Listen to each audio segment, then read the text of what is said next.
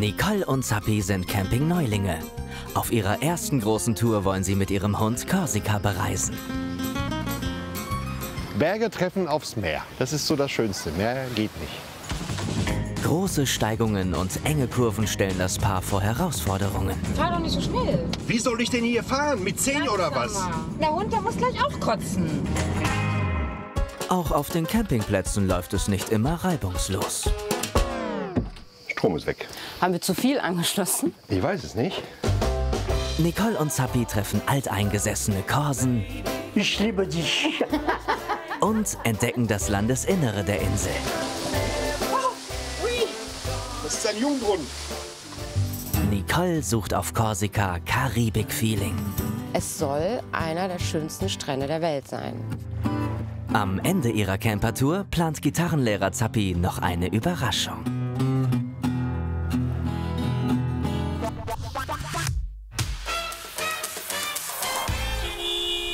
Zwei Monate Vorbereitungszeit. Dann wollen Nicole und ihr Mann Andreas, genannt Zappi, von Bad Liebspringer aus nach Korsika starten. Mit ihrem eigenen Wohnwagen.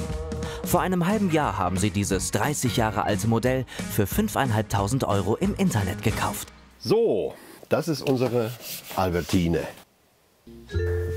Kann man eigentlich nicht meckern. Ist alles soweit in gutem Zustand.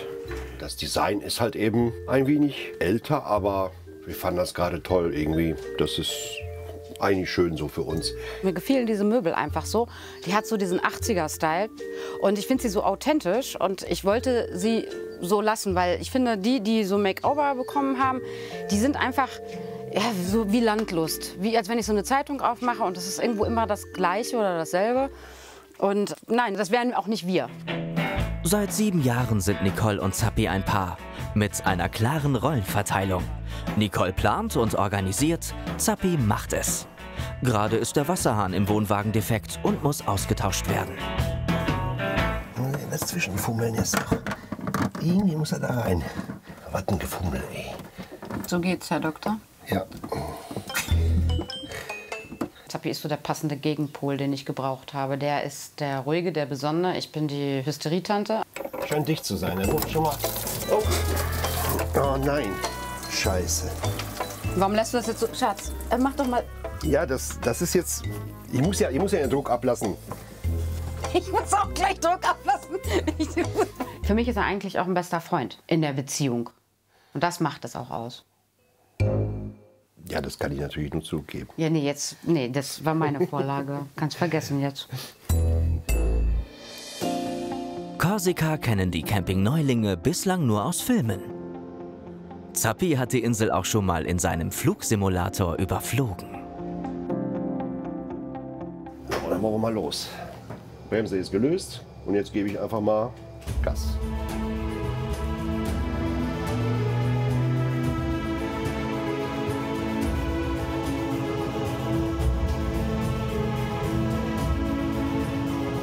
Mit Flugsimulator kann man wirklich die ganze Welt bereisen und die Gegend erkunden, weil das wirklich so dargestellt ist, wie es original ist. Und da bin ich an Korsika vorbeigeflogen und war erstaunt, wie wunderschön diese Insel ist, weil für mich ist die Verbindung Berge und Meer einfach das Schönste, was es gibt. Die viertgrößte Insel im Mittelmeer hat viele unterschiedliche Seiten. Im Norden Steilküsten, Bergdörfer und Fischerorte. Im Landesinneren zerklüftete Gipfel und tiefe Schluchten. Im Süden die imposante Festungsstadt Bonifacio und karibische Traumstrände. Korsika statt Karibik. Weil Nicole nicht fliegen will, sucht sie ihre Traumstrände am Mittelmeer. Das wäre natürlich schon geil, einfach zu sagen, wow, ich bin in der Karibik, ohne geflogen zu sein. Und ja, das eben dann einfach mal ausgekostet zu haben und erlebt zu haben. Über 200 Campingplätze gibt es auf Korsika, von ganz einfach bis luxuriös. Die meisten Camper sind mit kleineren Reisemobilen unterwegs, denn die kurvigen Straßen durch das Gebirge der Insel erfordern hohe Fahrkunst. Meinst du, das klappt alles so? Ach klar. Also, Hauptsache, man kommt dann um guck dir mal diese Kurve an. diesen U-Turn. Ja, aber das geht schon. Mit dem U-Turn. Aber das geht auch. Darf uns keiner entgegenkommen. Ja, ich bin da so ein gerne Autofahrer und es gibt ja diesen Satz, der Weg ist das Ziel und das ist für mich dann schon, je weiter, desto besser. Und einfach dieses Abenteuerliche mit dem Wohnwagen, das erste Mal so gleich so eine bombastische Route, finde ich einfach fantastisch. Nicole und Zappi wollen die Insel von Norden nach Süden durchqueren. Von Bastia starten sie nach Patrimonio am Kap Kos. Dann geht es weiter zum Bergdorf Nonza und dem Fischerort Centuri. Die frühere Hauptstadt Corte liegt auf ihrer Route. Ziel ist ein Naturcampingplatz mitten in den Bergen nahe Venaco. Die letzte Etappe führt sie bis in den Süden, über Olmeto und Bonifacio zu einem der schönsten Strände Korsikas, Santa Giulia. Das riecht nach Abenteuer. Ich glaube, wir werden unheimlich viel erleben und sehen. Es geht los. Vor Nicole und Zappi liegen 1200 Kilometer Roadtrip. Durch Deutschland und die Schweiz bis zum Fährhafen im italienischen Livorno. 4,5 Stunden dauert die Fahrt mit der Fähre. Ankunft in Bastia. Die Hafenstadt an der Ostküste Korsikas empfängt die Camper bei sommerlichen 32 Grad. Boah, was ein Ritt. Bonjour, bonjour Korsika. Ich bin ja gespannt, wie die Wege hier so sind. Wir kennen das noch nicht, aber ich denke, wir haben jetzt bis jetzt alles geschafft und das werden wir auch hinkriegen. Nicole und Zappi trennen noch 21 Kilometer Fahrt von ihrem ersten Etappenziel, einem Campingplatz nahe Patrimonio. Sie sind zügig unterwegs. Autsch. Schatz. Ja, habe ich komplett übersehen, ey. Alter. Bodenschwellen, enge Kurven und viele Steigungen.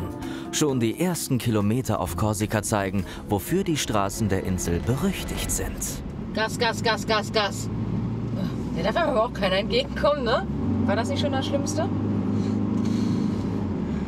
Das war schon nicht schlecht. Ob es noch schlimmer wird?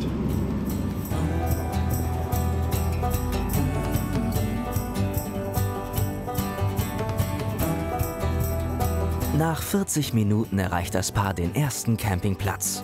Er liegt an der Westküste des Kap Kos in einer kleinen Bucht. Eine Übernachtung kostet hier 42,50 Euro. Durchschnitt für Korsika. Bonjour. Zamoyski. Okay. Nicole and Andreas. We have a reservation. Okay.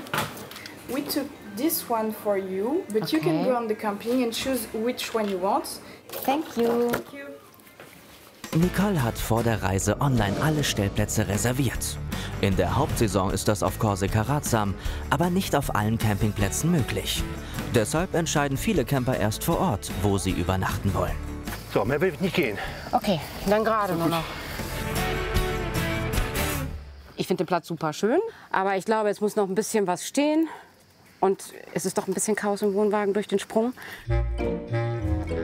Es muss ein bisschen aufgeräumt werden und wir müssen einmal hier rüber gelaufen sein. Und ich glaube, dann ist das gut. Ja. Beim Aufbau haben Nicole und Zappi einen festen Ablauf. Erst Schatten schaffen, dann den Hund versorgen. Der ist in seinem Körbchen überall zu Hause. Sitz. Juri hat einen ausgeprägten Beschützerinstinkt. Er verteidigt sein Revier. Deshalb muss er manchmal einen Maulkorb tragen. Jetzt fehlt nur noch Strom. The power, yeah. Oh, you don't find it? Yeah, I have found, but all four are not free. I will find another and give you. I know. Okay, okay. From 1, 2, make 2.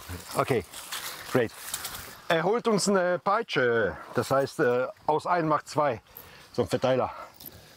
Weil das sind tatsächlich 4 Steckdosen und 5 Plätze. Das kann irgendwie nicht ganz hinhauen. Auf Dauer hilft nur Power. All right, thank you very much. Merci bien. We try.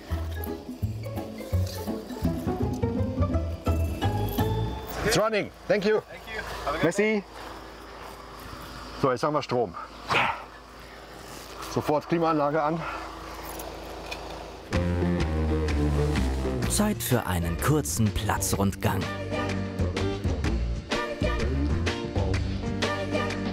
WC, WC, ja WC.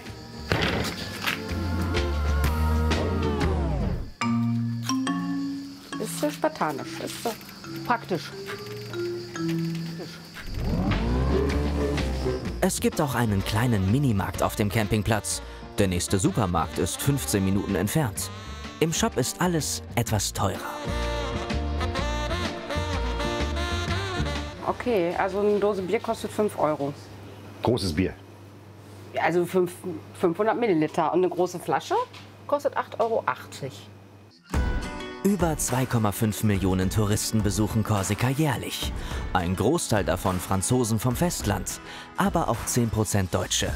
So wie diese Familie aus Münster. Hallo? Hallo. Können wir einmal Hallo sagen? Wir sind eure neuen Nachbarn. Hi. Ihr kommt hier aus Münster, ihr seid ja gar nicht so weit weg von uns. Nee, Paderborn haben wir schon gesehen. Paderborner, genau. Ja. Ich bin der Andreas, das ist Nicole. Hi. So einfach. Andreas, Katrin, Miller. Ja, genau. Linda. Hi. Hi.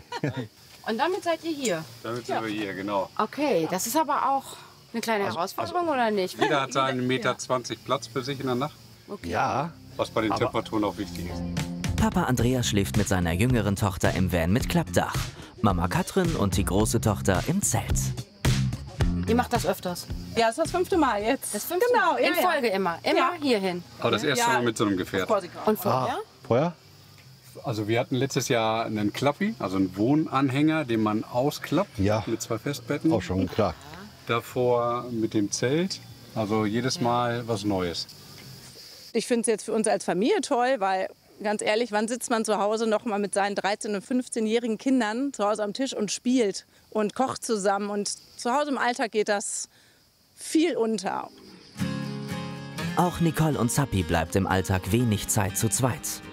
Als Gitarrist in 5 verschiedenen Bands ist Zappi abends oft unterwegs. Jetzt will das Paar die Zweisamkeit auf der Insel genießen. Das ist Urlaub, das ist schon Hammer. Das ist schon echt so ein bisschen Karibik auch, ne? Also ein bisschen steinige Karibik, aber das ist schon mega. Auch die ganze Aussicht hier. Also ich meine, man guckt jetzt rundum auf Wälder und Berge. Soll Mama mit reingehen? Ja, ja. 3 Kilometer von der Küste entfernt liegt die bekannteste Weinbauregion Korsikas, Patrimonio. Hier lebt Jean-Baptiste Arena mit seiner Familie. Seit 1976 bauen sie Wein in Bioqualität an. Nicole und Zappi möchten mehr darüber erfahren, auch wenn sie keine Weinkenner sind.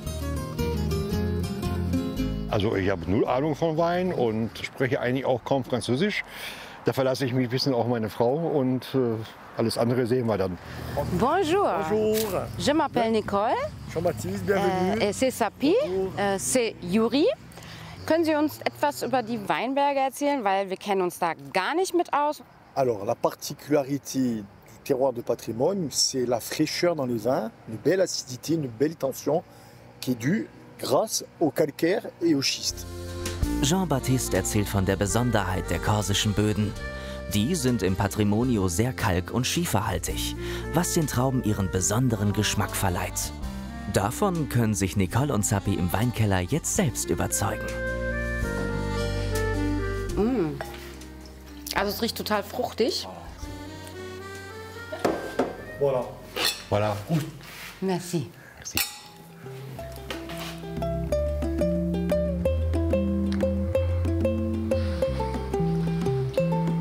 ist niemals zu vergleichen mit irgendeinem Wein, was ich hier getrunken habe. Ist schon doll, ne? Ja. Der Winzer führt das Weingut gemeinsam mit seinem Bruder. Die beiden haben es von ihren Eltern übernommen. Eines Tages wollen sie es an die nächste Generation weitergeben. Ich habe echt Respekt vor Rotwein. Ich glaube, den kannst du probieren. Wow. Wow. Das ist echt mega lecker und ganz anders. Fantastik. Bin echt beeindruckt. Ja.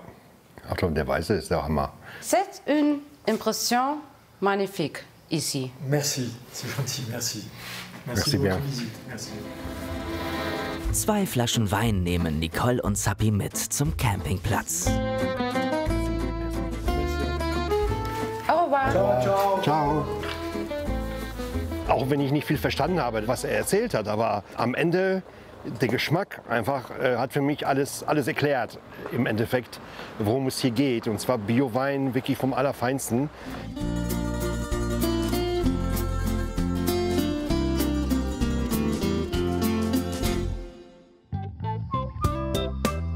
Der nächste Morgen. Nicole und Zappi sind früh aufgestanden. Sie haben einen Tagesausflug zum Kap Kors geplant.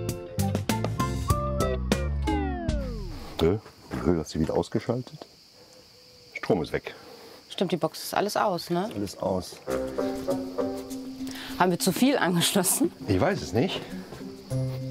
Ich guck mal eben, ob ich den aufkriege, den Sicherungskasten. Auch wenn sie Camping-Neulinge sind, Zappi findet die Ursache des Problems.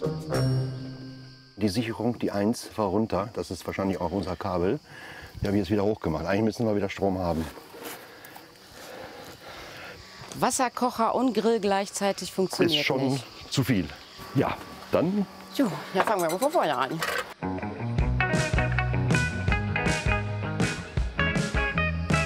also, was machen wir denn heute eigentlich Schönes? Heute fahren wir nach Nonza. Das ist ja auch noch, also so ein bisschen schon wieder ins Cap Corse rein. Da gibt es diesen schwarzen Strand, von dem ich dir erzählt habe. Und feste Schuhe müssen wir mitnehmen auf jeden Fall, weil der Strand ziemlich schwer zugänglich sein soll. Okay. Aber das wird noch wahrscheinlich so eine kleine Aufgabe. Kleines Abenteuer. Genau.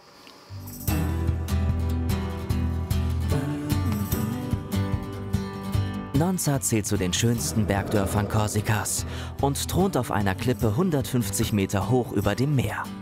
Gerade mal 67 Menschen leben hier.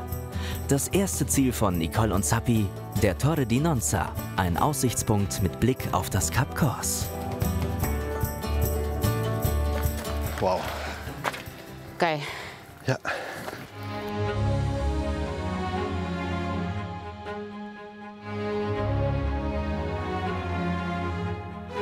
Guck mal, da unten.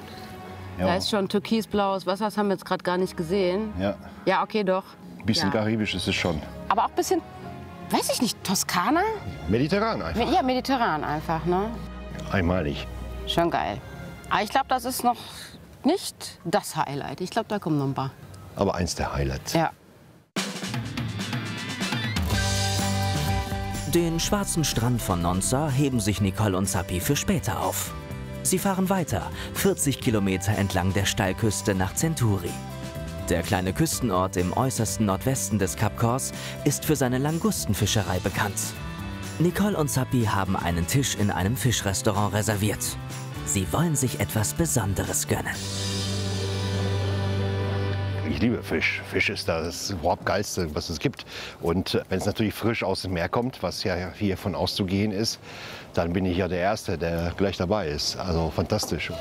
Also ich mag schon Fisch, aber der Zappi bestellt sich immer Sachen, da muss ich immer weinen, wenn ich die Teller sehe. Mit so Tentakeln und Noppen und allem Möglichen, was da dran ist. Ich lasse mich mal überraschen. Hier vor der Küste von Centuri wird die korsische Languste gefangen. Sie gilt als eine der besten des Mittelmeers. Fischliebhaber schätzen sie. Zappi kennt diese Delikatesse bisher nicht. So, Schatz, ich werde auf jeden Fall mal tatsächlich so eine Languste mal probieren. Du willst ja wahrscheinlich vielleicht doch eine auch oder probieren. Also ich würde versuchen, dann auf einem Fisch auszuweichen. Mit denen habe ich nicht so viel Herz wie für die Langusten.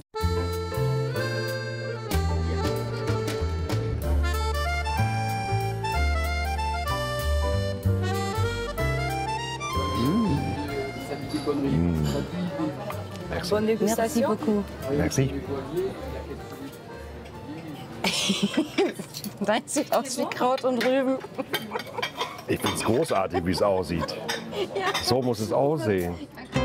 Nach Hummern sind Langusten die teuersten Krustentiere. Für seine Portion zahlt Zappi 144 €. Wow. Der ist echt hervorragend, wirklich hervorragend.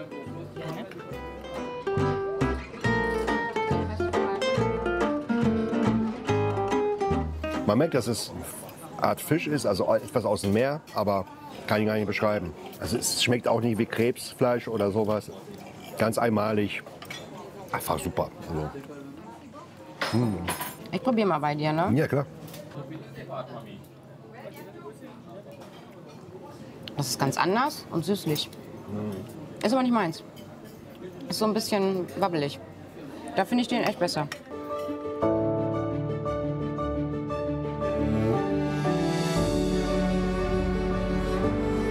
Über die Küstenstraße geht es zurück nach Nonza. 150 Meter unter dem Bergdorf liegt der berühmte schwarze Strand. Er ist schwer zu erreichen. Nicole und Zappi müssen den Abstieg über unebene Stufen bewältigen. Ein kleines Abenteuer. Aber genau das suchen sie auf Korsika. So, 1000 Stufen. So, Juri, das musste jetzt aber ein bisschen gediegen kommen. Juri weiß, wo es lang geht. Warte, lass mich mal vorgehen. Das geht nicht. Lass mich mal. Du kannst nicht so Langsam. rasen. Ich kann hier nicht runterfallen. Warum nicht? Ich doch auch. Fall doch.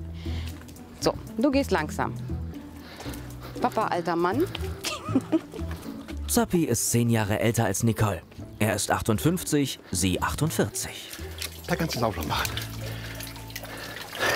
Nicht wie gefangen saufen. Juri, langsam. Langsam machen. Langsam machen. Glücklich sehen die Leute, die hochgehen, auch nicht aus. Nee. Wieso auch? Wir sind fast da. Das ist ja schon mal was.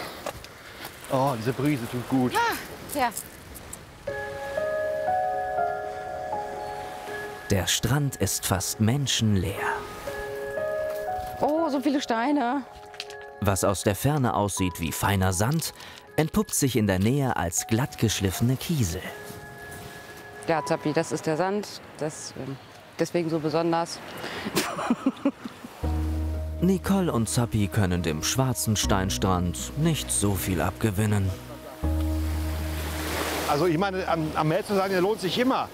Aber ich sag mal, es sah von oben spektakulärer aus als hier unten. Also so beeindruckend tut mir das jetzt auch nicht mehr. Ich dachte, das wäre wirklich auch ein feiner schwarzer Sand. Das ist aber nur Steine. Steine hat man ja überall. Romantisch wird es trotzdem für die beiden.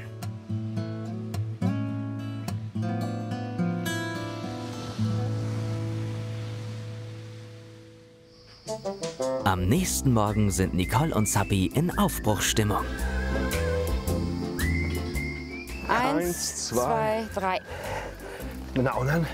Ruhig rüber, rüber. Passt alles. Rüber. Ja. Weiter. Rüber. Rüber. Weiter. Du kannst weiter. Pass auf. Passt das mit der Mauer? Da passt es. Ja, weiter. Du kannst weiter einschlagen. Wir können den richtig gerade hinstellen. Gut. So, stopp. Nicht so weit. Nicht mehr rüber. So, willst du so noch ein bisschen mehr auf den Weg kommen? Dann müssen wir von hinten. Nee. Nee? Ein bisschen noch. So. Super. Jeder weiß, was er zu machen hat, und wenn nicht, dann hilft man sich eben schnell gegenseitig. Das klappt tatsächlich jetzt im Urlaub besser als zu Hause, muss ich sagen. Los geht's. Die Route scheint schon mal vielversprechend zu sein. Also, wenn ich das so in Anführungsstrichen sagen kann. Schauen wir mal, wie das geht. Aber wir haben bis jetzt alles hingekriegt, warum nicht das auch? Die zweite Reiseetappe führt die beiden Camper ins Landesinnere. Von Patrimonio über Saint-Florent und Corté bis nach Venaco. Das Paar will die Bergwelt Korsikas erkunden. Auf der Strecke durch das Zentralmassiv ist wenig los. Zappi hat mit seinem 1,2 Tonnen schweren Wohnwagen freie Fahrt. Fahr doch nicht so schnell. Wir wollen doch irgendwann mal ankommen. Ja, aber Schatz, es muss doch auch nicht sein. Wie soll ich denn hier fahren? Mit 10 oder was? Langsamer. Aber ich fahre doch nicht wie ein Idiot. Ich fahre einfach normal. Nein! Dann kannst du ja fahren. Nee, ja, Ja, also. und dann kommen wir nie an. Siehst du? Ja, weil der Hund, der muss gleich auch kotzen. Musst du kotzen?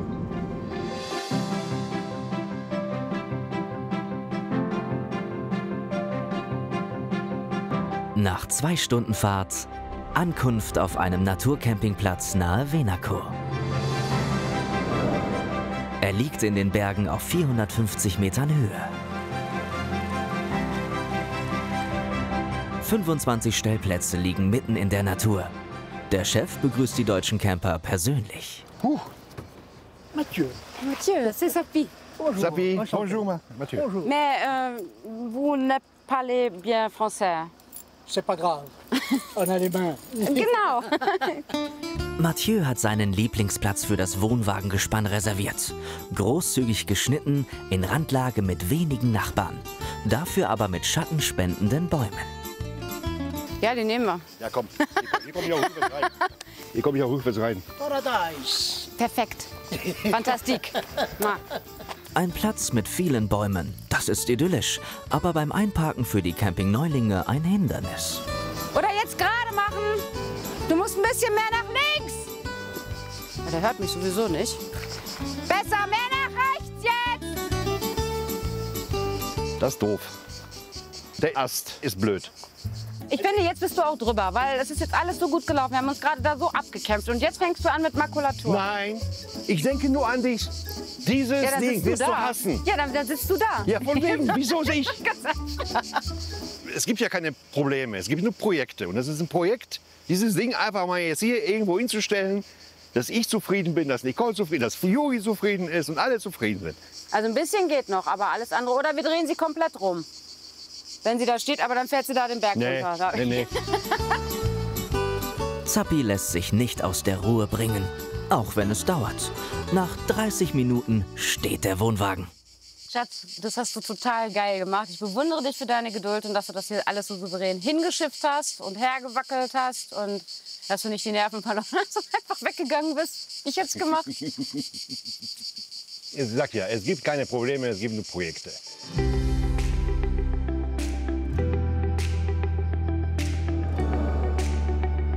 Wow, diese Luft, ne?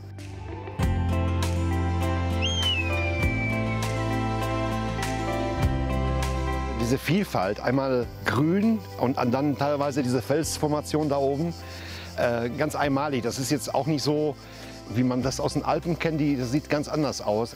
Das ist mystisch. Berge haben was Mystisches und ich liebe sowas.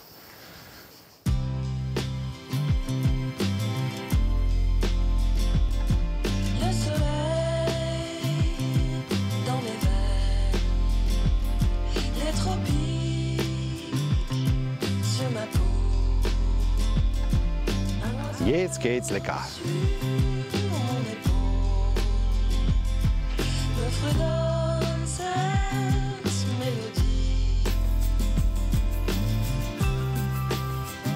Fantastisch, die Sonne da über den Bergen, das ist doch einfach nur toll. Ich bin total verliebt.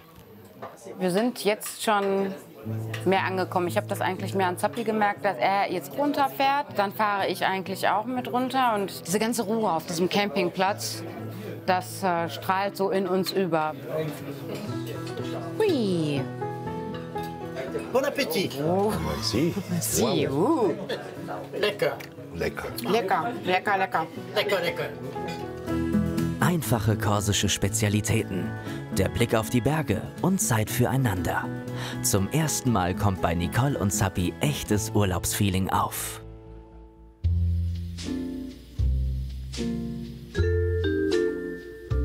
Ach, diese himmlische Ruhe hier. Schon am frühen Morgen immer noch Ruhe. Ich könnte also den ganzen Tag hier sitzen und einfach diese Bergpanorama anschauen. Das ist einfach nur genial. Also wirklich fantastisch. Das Bergpanorama und die Pflanzenwelt faszinieren Nicole. Sie will mehr darüber erfahren und wissen, welche Kräuter und Pflanzen Korsika seinen einzigartigen Duft verleihen. Besuch bei Virginie. In ihrer kleinen Manufaktur fängt sie den Duft der korsischen Pflanzenwelt ein, mit Duftölen, Räucherwerk und Kräutermischungen. Bonjour. Je m'appelle Nicole. Virginie. C'est Zappi. Le chien Yuri. Ok, Yuri. Ah, attention. Bonjour. Allez, rentrez, je vous en prie. Bienvenue. On peut rentrer, le chien. Merci. Virginie weiß viel über die Pflanzen und die heilenden Kräfte, die ihnen nachgesagt werden. This is smoosh. It's for the house. For clean the house. Yes. So eins will ich And we are haben. going to do this. We are going to, in the maquis, to cut little plants. Yes. And after you make it yourself. Ah, cool. Also ein super angenehmer Duft. Very, very nice. Ah, smells wonderful. Yes, I like it too. Alles, was Virginie für die Herstellung ihres Räucherwerks braucht, findet sie in ihrer Nachbarschaft. Nicole darf ihr heute bei der Ernte der Zistrosen helfen.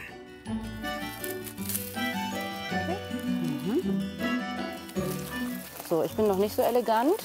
Hier. Okay, and then. Besser? Like that. Like that. And then? Yes. Okay. Okay, I have a little bit respect. Yes.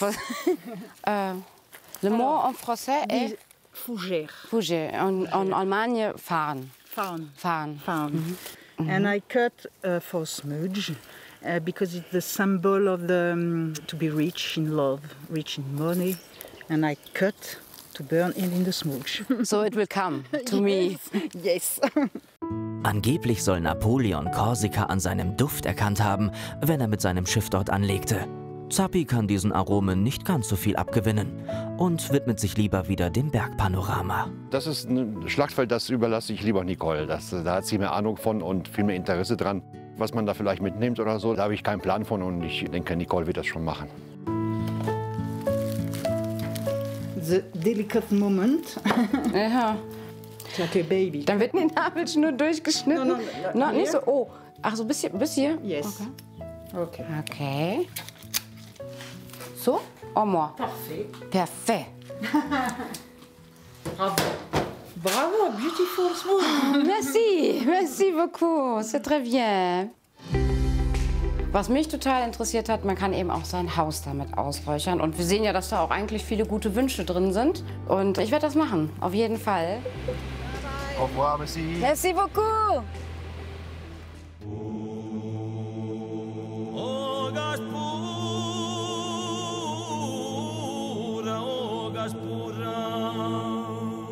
Auf dem Weg zurück zum Campingplatz kommt das Paar an Corte vorbei.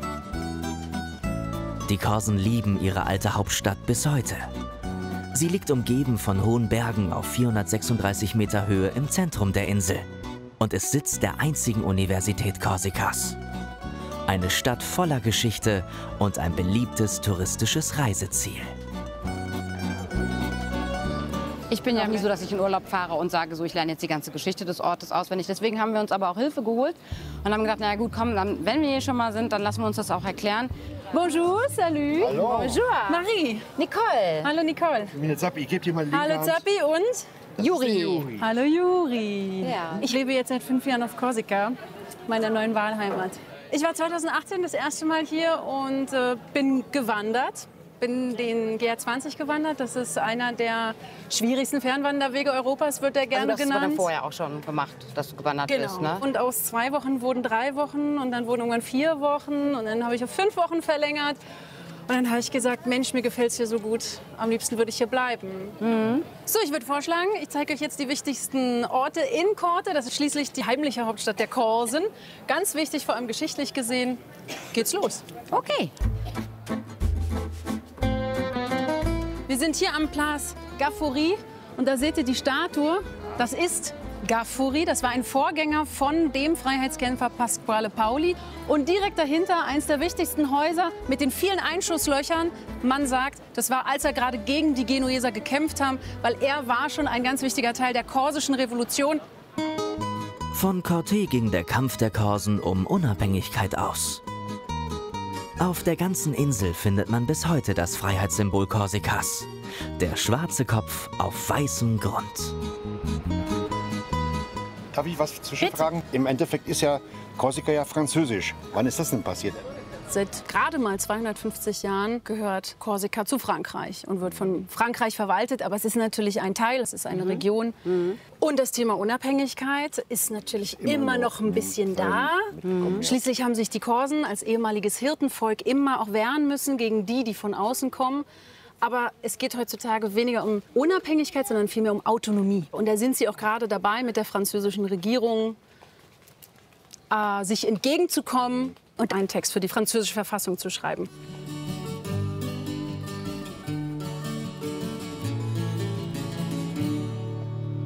Ich habe jetzt tatsächlich sehr viel dazugelernt, alleine was sie mir über die politische Entstehung Korsikas und so weiter erzählt hat. Das wusste ich alles nicht. Und es war wirklich ein Segen, das eben auch auf Deutsch hören zu dürfen, ne? Es ist der letzte Abend in den Bergen. Bonjour. Good evening. Mathieu, je voudrais payer. Check out et payer. Money, money. Monnaie. Alors, 2 personnes, la caravane, la voiture et l'électricité de nuit. Voilà, s'il vous plaît. Ça vous fait 50-50, s'il vous plaît. Oh, nice. 22 € zahlen Nicole und Zappi hier pro Nacht. Das ist günstig für Korsika. Ich liebe dich. So? Nicht nur der Preis lockt viele Camper immer wieder hierher. Auch Mathieu und seine Gastfreundschaft. So, ich bin wieder da. Und? Ja, ich habe das anders geregelt. Da war es ein bisschen günstiger. Aha. Ja, nee, ist klar. Sex sells.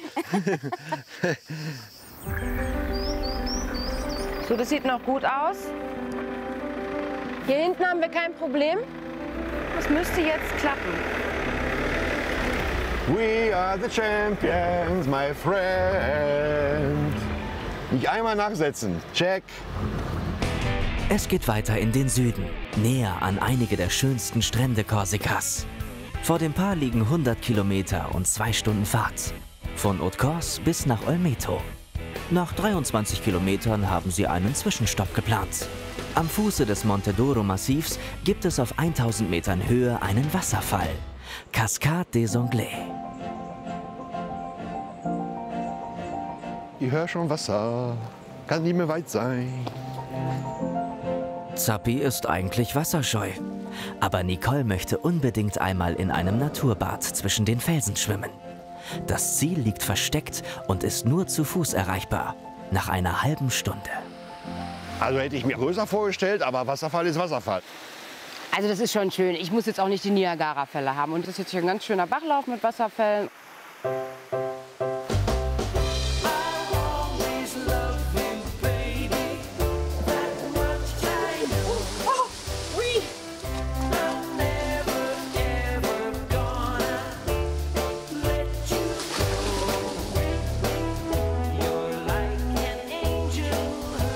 Toll.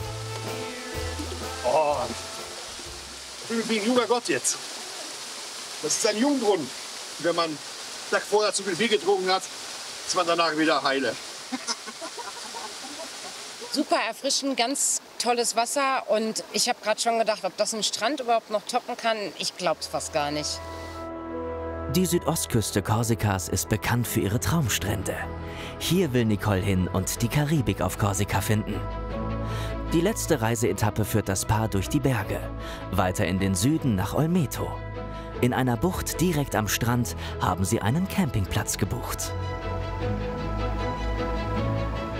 Da ist der Strand. Das ist unser Strandzugang. Habe ich gut ausgesucht, ne? Ah, Mama ist die Beste. Stehen bleiben. Ja. Stopp. 256 Stellplätze gibt es auf diesem Campingplatz direkt am Meer. Der Platz ist voll, denn der Süden Korsikas ist bei Campern sehr beliebt. Nicole und Zappi staunen, wie unterschiedlich hier gecampt wird. Guck mal, die haben richtig angebaut. Das sieht schon fast wie so ein Dauerstellplatz aus, ne? Stimmt. Und hier sind schon mal eindeutig mehr Wohnwagen, ne? Ja. Sehr große Zelte hier auch teilweise. Ja, das ist mal ein Ich habe auch das Monsterzelt. Gefühl, dass das hier nicht so ein Durchgangscampingplatz ist, dass die sich hier richtig einrichten. Ich habe gerade einen Kühlschrank gesehen. Es wird hier alles wirklich genutzt. Es ist alles enger. Jeder versucht hier so das Beste aus seinem Platz zu machen, obwohl ich die Plätze doch immerhin noch großzügig finde. Ja. Kein Steinstrand, Ein Sandstrand. aber einen gut besuchten Strand haben wir allerdings. Berge treffen aufs Meer. Das ist doch eigentlich so das Schönste. Mehr geht nicht. Mehr geht nicht. Mehr geht nicht. 70 Kilometer von Olmeto entfernt liegt das nächste Ziel der Camper, Bonifacio. Ein Bekannter hat dem Paar den Tipp gegeben, hierher zu fahren. Denn der Anblick soll atemberaubend sein. 70 Meter über dem Meer thront die alte Festungsstadt auf weißen Kalksteinfelsen. Darunter liegen Grotten. Nicole und Zappi laufen durch enge Gassen und über steile Treppen zur mittelalterlichen Oberstadt. Schon abgefahren, was das Wasser aus diesen Felsen so macht, ne? Über Jahrhunderte, Jahrtausende. Ich hoffe auch, dass es so stabil bleibt und nicht das Ding irgendwann mal runterplumpst. Vor allen Dingen, weil ja auch noch das auch noch bebaut ist. Die Altstadt von Bonifacio ist eine der spektakulärsten Sehenswürdigkeiten Korsikas.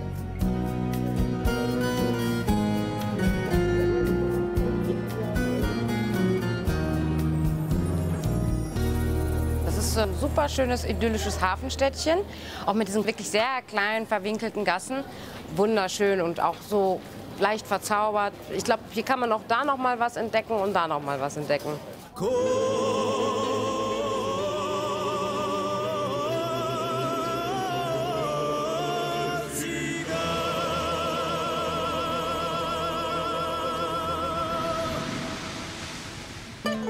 Früh am nächsten Morgen brechen Nicole und Zappi auf zu ihrem letzten Reiseziel, einem Traumstrand an der Südostküste, 83 Kilometer von ihrem Campingplatz entfernt. Ein Ausflug, der Nicole sehr wichtig ist. Es soll einer der schönsten Strände der Welt sein. Von daher ist meine Erwartungshaltung heute doch sehr, sehr hoch. Ich werde jetzt nicht Palmen haben und irgendwo so ein Hütchen, was im Wasser ist mit Steg. Aber ich denke mal, das Flair wird da sein. 1,5 Stunden Fahrt von der West- an die Ostküste. Dann erreicht das Paar den Strand Santa Giulia. Er zählt zu den schönsten und bekanntesten Stränden Korsikas. Über 2 Kilometer feiner Sandstrand, dazu flach abfallendes klares Wasser. Für Nicole ist das ein kleines Paradies. Es ist schon sehr, sehr schön. Das ist also für mich bisher der schönste Strand von allen, die wir besucht haben. Zappi hat eine Überraschung für seine Frau. So, ich habe jetzt auf Korsika tatsächlich auch so einen kleinen Blues mir einfallen lassen, den ich einfach mal den Korsika Blues nenne. Ja, dann lass mich mal hören. Ich bin gespannt.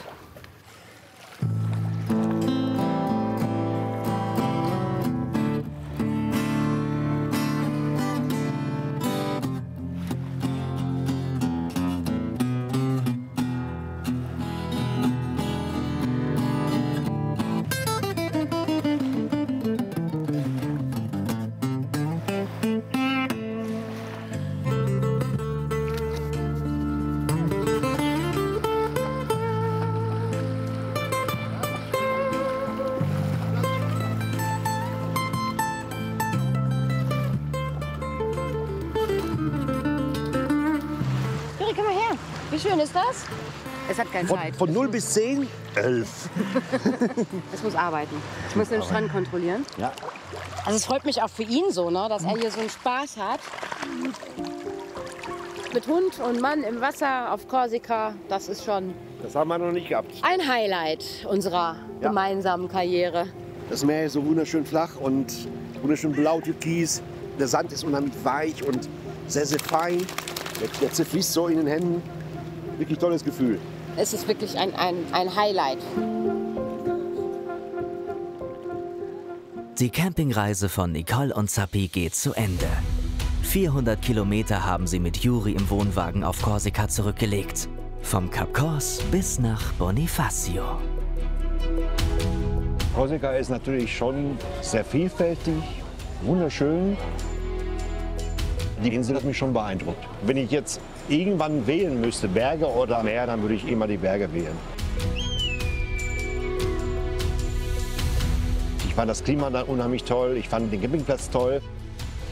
Das Highlight ist der Strand heute Morgen natürlich gewesen, aber auch die Menschen, die hier leben.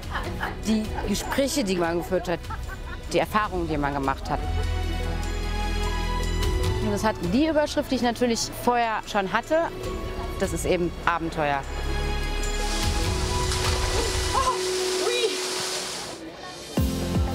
Dann auf die anderen weiteren Abenteuer, die uns hoffentlich noch bevorstehen. Prost. Prost.